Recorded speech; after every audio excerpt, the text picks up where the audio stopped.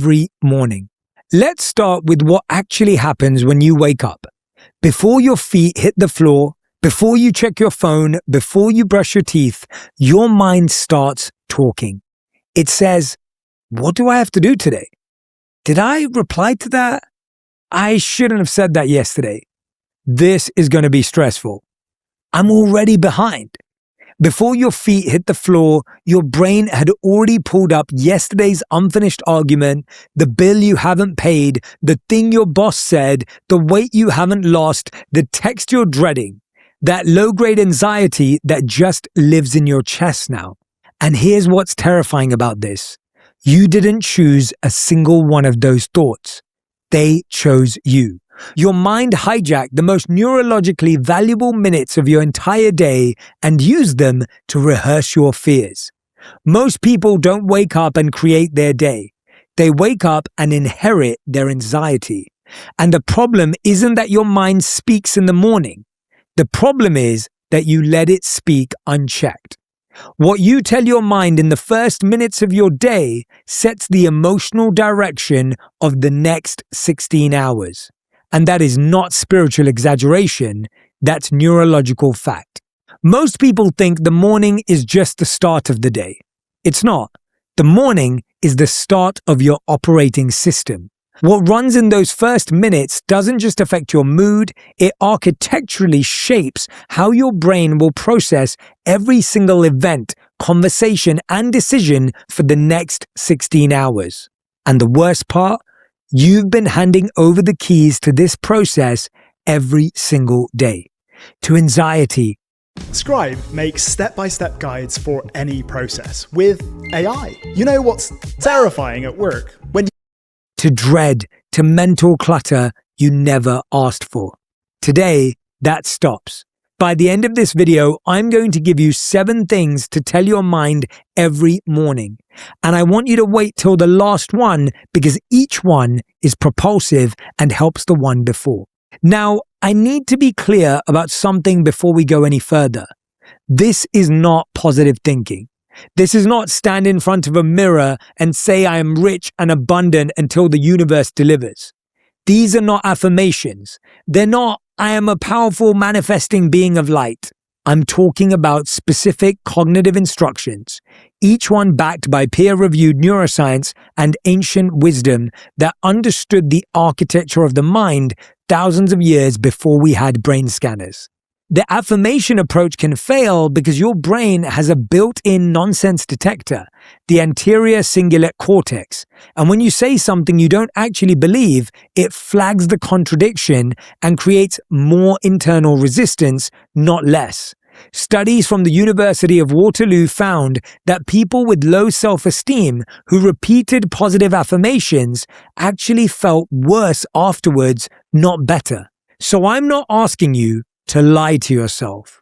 What I'm asking you to recognize is that you are already talking to yourself every single morning, non-stop. The question was never, should I talk to my own mind? You don't have a choice. Psychologists estimate that we have over 6,000 thoughts per day, and the vast majority of them are repetitive, automatic, and unchecked. You've been running a script every morning for years. You just never wrote it. Someone else did. Your fears, your past, your parents, your failures, your social media feed. All I'm saying is, if the conversation is already happening, if the monologue is already running, then you should probably be the one choosing the words. This isn't woo-woo. This is common sense combined with neuroscience. You're not adding something new. You're replacing something that was already there and doing it with precision instead of accident. But first, you need to understand why the morning matters this much. Because once you understand the science and the ancient framework behind it, you'll never waste another morning again. In the Vedic tradition, one of the oldest continuous knowledge systems on the planet, there is a concept called Brahma Muhurta. It translates roughly to the Creator's hour. It refers to the period approximately 90 minutes before sunrise, but the broader principle extends to the first hours of waking. The ancient texts, including the Ashtanga Hridayam and the Charaka Samhita, foundational texts of Ayurvedic medicine dating back over 5,000 years, prescribe this period as the single most important window for shaping the mind. Not because of mysticism, because of observation. These traditions notice something through thousands of years of disciplined introspection. The mind in the early morning is in a state they called sattva, a quality of clarity, receptivity, and stillness. It's the mental equivalent of calm water. Whatever you drop into calm water creates a clear, powerful ripple. Whatever you drop into the turbulent water disappears. The Yoga Sutras of Patanjali describe the untrained morning mind as having minimal mental fluctuations. The mind hasn't yet been bombarded by stimuli, social input, and reactive patterns. This is why every serious contemplative tradition on earth, Buddhist, Stoic, Vedic, Christian monastic, Sufi, place their deepest practices at dawn.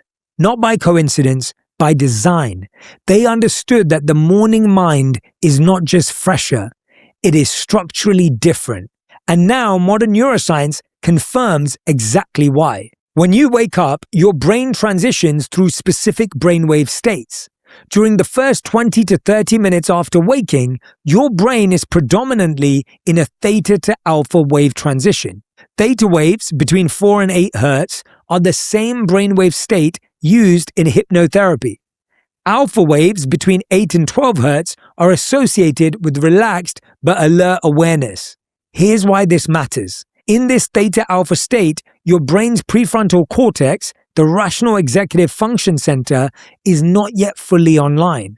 But your limbic system, the emotional brain, particularly the amygdala, is already active. This creates a window where emotional and subconscious processing is heightened while your critical filter is still waking up. Dr. Bruce Lipton's research at Stanford on cellular biology, along with work from the Laboratory of Neuroimaging at USC, shows that this transitional brainwave state is when the subconscious mind is most programmable. It's the same reason hypnotherapy works, reduced critical faculty combined with heightened suggestibility. But it goes deeper than brainwaves. In the first hour of waking, your body produces a natural cortisol spike called the cortisol awakening response, or CAR. Researchers at the University of Westminster and the Technical University of Dresden have extensively studied this. The CAR is not stress. It's your body's neurochemical preparation for the day. It enhances memory consolidation, sharpens attention, and primes your hippocampus for learning. But here's the critical finding. The content of your first thoughts interacts with this cortisol spike. If those first thoughts are anxious, ruminative, or fear-based, the CAR becomes fuel for your threat detection system. The amygdala uses that cortisol to reinforce hypervigilance. But if those first thoughts are intentional, structured, and directed, the CAR becomes fuel for focus, resilience, and cognitive flexibility. So the ancients were right. The morning mind is different. It's more receptive, more programmable, and more consequential than any other period of your day. And right now, most of us are flooding it with social media, news alerts, and unconscious dread. What an amazing time to be an entrepreneur. The way back then you got information about business was, in theory, to go to college and take business classes. They held the keys to that sort of knowledge. But today, you can get on ChatGPT. Let's fix that. The 7 things to tell your mind. The first thing to tell your mind in the morning is, I am awake before my problems. They do not get to speak first. Here's why this works. Cognitive psychology has a well-documented phenomenon called the Zeigarnik effect. The brain preferentially recalls unfinished tasks and unresolved problems. Your mind doesn't bring up yesterday's worries because you're a negative person. It does because neurologically, open loops create tension that the brain is driven to resolve. When you wake up, your default mode network, the brain system most active during mind-wandering and self-referential thought, immediately starts cycling through these open loops. Research from Washington University shows that the default mode network is what creates that stream of uninvited morning thoughts. By making a conscious declaration that you speak first, not your problems, you are performing what neuroscientists call a pattern interrupt. You're inserting a top-down prefrontal intervention into what is otherwise a bottom-up limbic-driven process. The Stoic philosopher Marcus Aurelius began every morning with the explicit practice of pre-framing his day. In Meditations, he writes that he told himself each morning he would encounter difficult people and difficult circumstances, not to dread them, but to strip them of the power of surprise. He chose to define the terms of engagement before the day could define them for him. See, today we're told say things like, "Today's going to be a great day." And the moment you see evidence in your day that doesn't feel great, the gray clouds, the person who didn't smile at you, your colleagues who's in a bad mood, you think to yourself, it's not going to be a great day. Marcus Aurelius thought about it the opposite way. He knew there were going to be difficult encounters. What that did is it took away the element of surprise and actually prepared him to be ready for it. Here's how to implement this. Before you pick up your phone, before you check anything, place your hand on your chest and say out loud or internally, "I am awake before my problems. I speak first today." This should happen before your feet touch the floor. It takes 3 seconds. Those 3 seconds redirect the trajectory of the cortisol awakening response from anxiety into agency. Ancient wisdom teaches self-mastery over reaction. In the Bhagavad Gita, equanimity, not emotionlessness, but steadiness is power. Today we think, if I'm detached and disconnected, if I avoid an emotion, then I'm powerful. The ancient wisdom tradition suggests it's not about being emotionless, it's about steadiness. And neuroscience agrees. When you pause before reacting, you activate the prefrontal cortex, which regulates impulse and emotional response. Without intention, your amygdala drives the day. Here's a practical step. Stop starting your day with your phone, because that's not checking messages. That's letting someone else's priorities become your first thought. That's letting an algorithm decide what you feel before you've even decided how you feel. Stop starting your day with your phone because you didn't wake up anxious. You woke up neutral, and then you opened a screen and borrowed everyone else's chaos and called it being informed. You weren't informed, you were hijacked. Spring is here, and Springfest is happening now at Lowe's. If your yard needs a refresh, grab Stay Green Premium 2 cubic foot mulch, 5 bags for just $10. That's right, 5 bags for just $10 to help your landscaping look its best. And if you're heading indoors, you can save up to 40% off select major appliances, making it a great time to upgrade the machines that keep your home running. Whether you're working in the yard or tackling chores inside, our best lineup is here at Lowe's. Valid through April 22nd while supplies last. Selection varies by location. See Lowes.com for details. Mulch offer excludes Alaska and Hawaii. The second thing to say to yourself when you wake up in the morning is, I am not yesterday. My brain is physically different than it was 24 hours ago. Here's why this works. This is not a pep talk. This is neurobiology. Dr. Eleanor Maguire's landmark research at University College London, along with decades of subsequent work in the field of neuroplasticity, confirms that your brain physically restructures itself every single day. Synaptic connections that were active yesterday are either strengthened or pruned during sleep. New proteins are synthesized. New neural pathways are available. You are literally, not figuratively, you are literally operating on a different piece of hardware than you were yesterday. The person who failed yesterday, who was anxious yesterday, who couldn't focus yesterday, had a different brain. This is measurable. The problem is that your narrative identity, your story about who you are, doesn't update at the same speed as your neurobiology. You're running old software on new hardware. And that old software says, I'm the person who always struggles with this. I'm the person who always fails. I'm the person who's lazy. Telling your mind, I am not yesterday, is a cognitive reappraisal technique. Dr. James Gross's research at Stanford on emotion regulation shows that reappraisal, reframing a situation before the emotional response locks in, is the single most effective strategy for emotional regulation.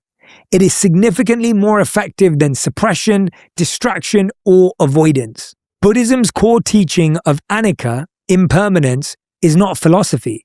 It's perceptual training. The Buddha instructed practitioners to observe every morning that the self they inhabited yesterday has dissolved. Clinging to yesterday's identity was considered one of the primary causes of suffering, not because it's a nice idea, but because it is observably true. You are a process, not a fixed identity. Here's how to implement this. During your first 5 minutes awake, take 3 slow breaths. On each exhale, consciously let go of one thing from yesterday, a failure, a worry, a conflict. You're not suppressing it, you're acknowledging that the version of you that experienced it has physically changed. Say, that was a different brain. This one has new options. Do this consistently for 2 weeks and you will notice a measurable drop in morning rumination. The next thing to say to yourself when you wake up every morning is, today, I direct my attention. My attention is not available for hijacking. Here's why this works. Attention is not an abstract concept. It is a finite neurochemical resource governed primarily by 2 neurotransmitters. Dr. Michael Posner's attention network research identifies 3 distinct attention systems in the brain: the alerting network, the orienting network, and the executive control network. Every time you check a notification, scroll a feed, or entertain an uninvited worry, you are spending from this finite neurochemical budget. Dr. Gloria Mark's research at UC Irvine found that after a single distraction, it takes an average of 23 minutes and 15 seconds to return to the original task. Not because you're weak, but because attention re-engagement requires a full neurochemical reload. Here's what's worse. Your phone is not designed to inform you. It's designed by teams of engineers using variable ratio reinforcement schedules, the same operant condition pattern that makes slot machines the most addictive machines ever created. When you pick up your phone in the first hour, it's like walking into a Vegas casino, sitting at a slot machine, and playing the game. You're placing your attention at its most valuable and vulnerable state into a system specifically engineered to extract it.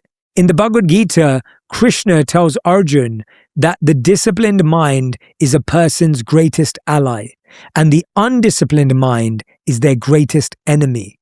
The Sanskrit concept of dharana, concentration, is described not as a talent, but as trainable capacity. The Yoga Sutras explicitly state that the entire purpose of practice is the intentional direction of mental fluctuations. They understood that an undirected mind is not a free mind. It is a captured mind. Here's how to implement this. Do not touch your phone for the first 30 to 60 minutes after waking. Buy a $4 alarm clock so your phone is not in the room.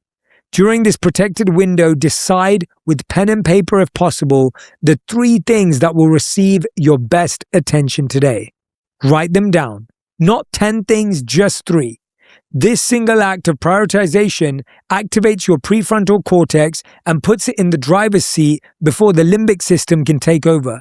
Research from Dr. Gail Matthews at Dominican University found that people who write down their goals are 42% more likely to achieve them. You don't have a motivation problem. You picked up your phone before you picked up your life problem. You don't have a motivation problem. You gave your best energy to your screen problem. You answered everyone else's agenda before your own problem. You don't have a motivation problem. You never protected the only thing everyone is stealing from you problem. Remember that. The 4th thing to say to yourself every morning is, I will not solve problems that have not happened yet or don't exist yet. Hello. Have you ever wanted a deeper study of God's Word?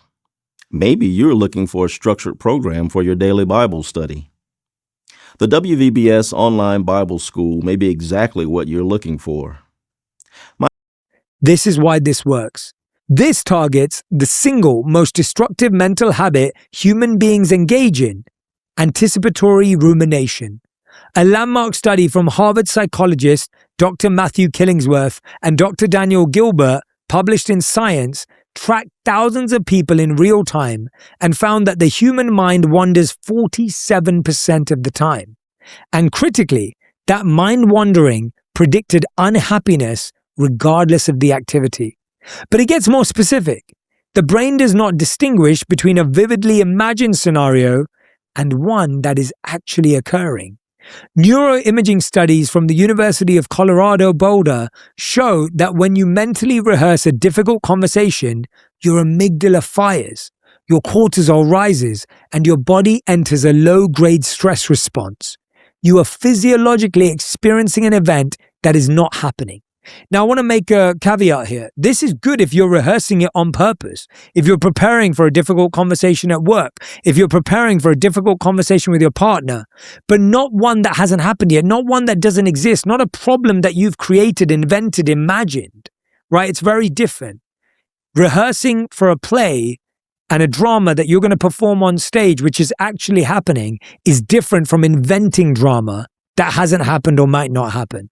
You are paying the biological tax on a problem that may never arrive. Seneca wrote 2,000 years ago, "We suffer more in imagination than in reality." This was not a platitude for him. It was a diagnostic observation. In Zen Buddhism, this is captured in the instruction, when sitting, sit. When walking, walk. Above all, don't wobble. The mind that is rehearsing tomorrow while living today is wobbling. And a wobbling mind is an exhausted mind. Here's how to implement this. When you catch yourself rehearsing a future conversation or spiraling into a what-if scenario, use a technique called temporal labeling. Say to yourself, that is a future thought. I am in the present. You're not suppressing the thought. You're tagging it accurately so your brain can deprioritize it. Practice this every morning and it will begin to generalize across your entire day within weeks. You're not stressed about your life. You're stressed about a version of your life that hasn't even happened yet. You're not stressed about your life. You're stressed about the argument you haven't had, the rejection you haven't gotten, the worst case that only exists in your head. Your body can't tell the difference. Your nervous system is paying full price for something that isn't real. You're not stressed about your life. You're stressed by your imagination. The fifth thing to say to yourself every morning is, my body is not a vehicle for my head. I will listen to my body today. Here's why it works.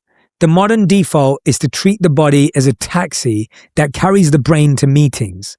This is not just philosophically wrong, it's neurologically backwards. Your gut contains roughly 500 million neurons, the enteric nervous system, sometimes called the second brain. It produces over 90% of your body's serotonin and about 50% of your dopamine. The vagus nerve, the longest cranial nerve in your body, carries signals from your gut, your heart, and your viscera up to the brain. And 80 to 90% of vagal traffic flows upward from body to brain, not the other direction. What this means is that your body is not just reacting to your thoughts, it's informing them. Dr. Antonio Damasio's somatic marker hypothesis, developed through decades of work at USC, demonstrates that bodily sensations are not separate from decision making. They are a critical input. People with damage to the brain areas that process body signals make catastrophically poor decisions even when their logical reasoning is intact. When you ignore your body's signals, the tight jaw, the shallow breathing, the knot in the stomach, you are cutting off a primary data channel that your brain needs to function properly. In traditional Chinese medicine and in the Vedic system alike, the body was never considered separate from the mind. The concept of prana in yoga, life energy, is tracked through the body, not the intellect. The Taoist tradition describes the body as the root and the mind as the branches. If the root is neglected, the branches wither regardless of how much you tend to them.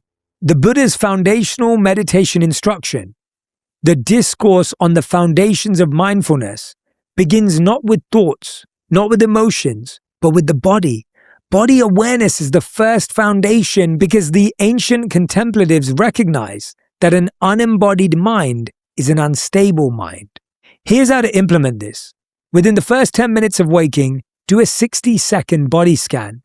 Start at the top of your head and slowly move your awareness down through your face, your jaw, your neck, your shoulders, your chest, your abdomen, your hips, your legs, and feet. You're not trying to fix anything. You're simply registering what's there. Tension in your shoulders? Note it. Tightness in your gut? Acknowledge it. This practice activates the insular cortex. Your gut has been trying to tell you something for months. You keep ignoring it and wonder why you feel lost. Your gut has been trying to tell you something for a long time.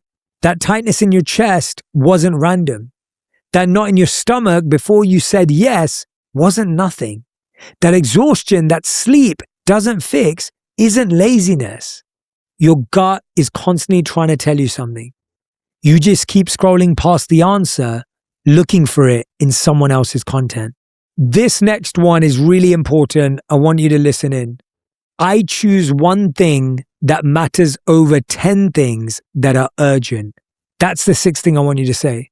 This principle attacks the single greatest productivity illusion of modern life, the equation of busyness with progress. The Eisenhower matrix attributed to Dwight Eisenhower's observation that what is important is seldom urgent, and what is urgent is seldom important has been validated extensively in organizational psychology. But the neurological reality is even more stark. Your prefrontal cortex, which handles complex planning and prioritization, is a slow, energy-expensive system. Every notification, every quick question, every email marked with an exclamation point activates the limbic urgency pathway. And the brain, because it is wired for survival, will always default to the urgent over the important if you don't intervene. The concept of Swadharma in the Bhagavad Gita, one's own duty or essential purpose, is not about doing more. It's about doing the right thing, even if it's difficult, rather than the comfortable or easy thing. The reason why we do the urgent thing is because often it's easier and comfortable. What if you could live in Europe with your entire family and generate income from day one? Malta's new residency program does exactly. The reason we avoid the important thing is because it's harder and challenging. Krishna's instruction to Arjuna is essentially stop being distracted by all the things you could do. Do the one thing you must do. In the Zen tradition, there is the concept of Ichigyo Zamai, single-minded absorption in one activity. This is one of my favorite Zen teachings. The master does one thing at a time and completes them. The beginner does many things at the same time and never completes them. Here's how to implement this. Every morning, before you open your email or your task manager, answer one question on paper. If I could only accomplish one thing today and everything else would be forgiven, what would it be? Write that thing down. Circle it. That is your non-negotiable. Everything else is secondary. Protect at least 90 minutes for that one thing before you allow anything urgent to enter your field. Schedule it as a meeting with yourself if you must. Research from the Harvard Business Review found that professionals who set a single daily priority report significantly higher satisfaction and performance than those who manage long to-do lists. You're not lazy, you're just busy with the wrong things and calling it productivity. You're not lazy, you answered every email, you sat in every meeting, you said yes to everyone who asked. You were incredibly busy. You just weren't busy with the one thing that actually matters, the one thing you keep pushing to tomorrow. You're not lazy, you're hiding from the real work inside the fake work. And this last one will transform everything. Every morning, I want you to say, I will not measure today by what I get, but by who I am while I do it. Here's why this works. This final instruction rewires the deepest layer of your motivational system, your relationship with outcomes. Dr. Carol Dweck's research at Stanford on mindset theory, one of the most replicated findings in modern psychology, shows that people who orient around a process, a growth mindset, consistently outperform people who orient around outcomes, a fixed mindset, across academic, professional, and personal domains. But the effect isn't just on performance. It's on resilience. Outcome-oriented people experience failure as identity-threatening. Process-oriented people experience failure as information. This is arguably one of the most important teachings in the Bhagavad Gita. Chapter 2, verse 47. You have a right to the work, but never to the fruit of the work. This is not passivity. It is the most sophisticated motivational technology ever articulated. It says, pour everything into the action, release attachment to the result. Not because results don't matter, but because attachment to results degrades the quality of the action itself. You don't get better at something by wanting better results. You get better at something by improving the process. If you get better at the process, the results come off their own accord.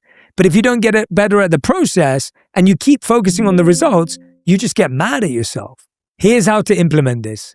At the end of each morning routine, ask yourself, what quality do I want to bring to this day? Not what do you want to accomplish? What quality of character do you want to embody? Patience, courage, honesty, calm, focus. Choose one word. Write it on a sticky note or set it as your phone wallpaper. When you make decisions throughout the day, filter them through that quality. Would a patient person respond to this email right now? Would a courageous person avoid this conversation? This isn't soft. This is the hardest practice on this list because it means you can no longer blame your circumstances for who you are. Stop chasing results and wondering why you're exhausted. Stop chasing results because you can check every box and still feel empty. You can hit every target and still feel behind. You can win the whole day and still lose yourself doing it. Stop chasing results. The question was never, what did I get done? The question was always, who was I while I did it? And who did I become in pursuit of it? Every ancient tradition, the Vedic sages, the Buddhist monks, the Stoic philosophers, the Zen masters arrived at the same conclusion through radically different paths. The morning is not the beginning of the day. It is the foundation of the self. Modern neuroscience has now confirmed why.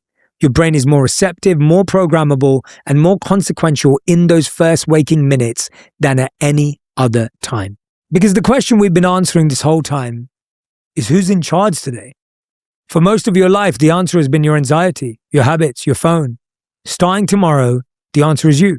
Not because you say a magic phrase, not because you manifest anything, but because you take the most powerful neurological window your biology gives you and you fill it with intentional, directed, evidence-based instructions that tell your brain exactly who's running the show. If you love this episode, you'll enjoy my interview with Dr. Daniel Amen on how to change your life by changing your brain. They don't do things until someone's mad at them to get it done. They need stress in order to get stuff done. And that just makes everybody around them stressed. If you're watching right now, it means to me that you're ready for a reset. You're ready for a clean out. You're ready for a refocus. Maybe you're like, Jay, I just need to press that reset